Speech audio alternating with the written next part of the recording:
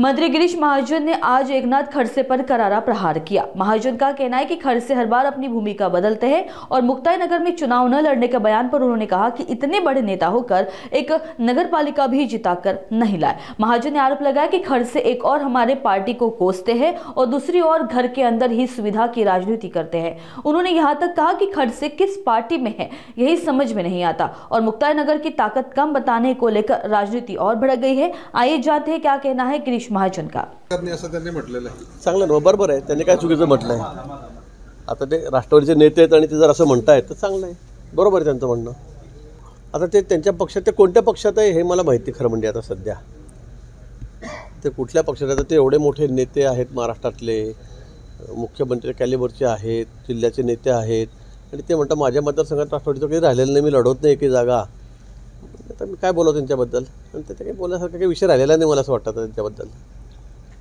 मुक्ताई नगर मध्ये युती होते कोणाशी? तुमचे काय परिस्थिती? कोणाशी युती म्हणजे आता निवडणूक आहे, भाजप, शिवसेना, शिंदेगड, अजित पवार गट। नाही, मला वाटतं आमचे आमदार चंदू पाटील जे आहेत शिवसेना मित्र पक्षाचे ते वेगळे लढत आहेत। आम्ही भाजप म्हणून आमच्या रक्षातही तिथे आहेत, आमचे नेते आहेत, त्या ठिकाणी भाजप म्हणून आम्ही त्या ठिकाणी लढतो, त्याचं नेतृत्व त्या करतायत त्या ठिकाणी। खडसेंचे या विधानाचा तुम्ही अर्थ कसा घेता? एक बलाढ्य नेता राज्यात राहिलेले ते पूर्वीच्या काळामध्ये, आता त्यांनी हे वक्तव्य करावं की आमच्या पक्षाची ताकद नाही। बलाढ्यच एका काळात 30-35 वर्ष त्यांनी लढवावं ना। मग आता ते काय, आता प्रत्येकाची वेळ असते, मला असं वाटतं प्रत्येकाची वेळ येते जाते। आता काही फार त्यांच्याबद्दल बोलासारखं काही राहिलेलं असं वाटायला काही वाटत नाही। बहु लोकसभेमध्ये त्यांनी रक्षा खडसेंना सपोर्ट केला होता, त्याच्यानंतर आता परत आता त्यांनी सांगितलं लोकसभेच्या वेळेला की मी प्रचार केला म्हणून रक्षाला एवढी मतं मिळाली, तेच सांगतात आणि प्रत्येक वेळेला आपली भूमिका बदलत राहतात। म्हणजे इकडे पक्षाला आमच्या शिवाय द्यायच्या, लगेच घरातल्या घरात सोयीचं राजकारणही करायचं, हा त्याचा उद्योगांच्या लोकांच्या समोर आता आलेला आहे।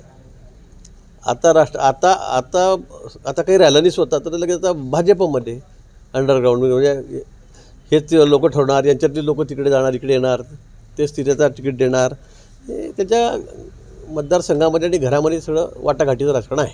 भाऊ म्हणजे शरद पवार गटामध्ये ताळमेळ राहिलेला नाही एका जळगाव जिल्ह्यामध्ये। आता तुम्ही सांगायचं मैदान सोडलेलं आहे त्यांनी। आता मी काय सांगू, आता निकाल येतील त्यावेळेला तुम्हाला कळेल की कोणाकडे काय काय ताळमेळ आहे, काँग्रेसमध्ये काय आहे, शरद पवारांच्या राष्ट्रवादीमध्ये काय आहे किंवा उबाठामध्ये काय आहे, हे आपल्याला निकाल लागल्यावरच कळेल। खडसेंचे वक्तव्य मग राजकारण असं वाटतंय तुम्हाला? कोणाच्या? खडसेंच्या?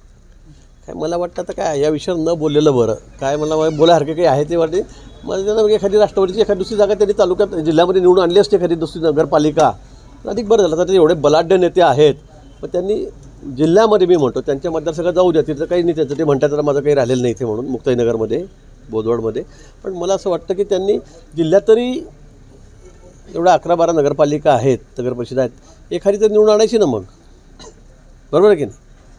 एखादी तर निवडून आणायची, सांगायचं की बघा आम्ही एक आणली निवडून जिल्ह्यामध्ये, तसंही परिस्थिती नाही आहे। या वक्तव्याचा भाजपला फायदा होईल असं वाटतंय तुम्हाला? आम्हाला त्यांचा काही बोलण्याचा फायदा तोटा काहीच नाही आम्हाला त्यांचा।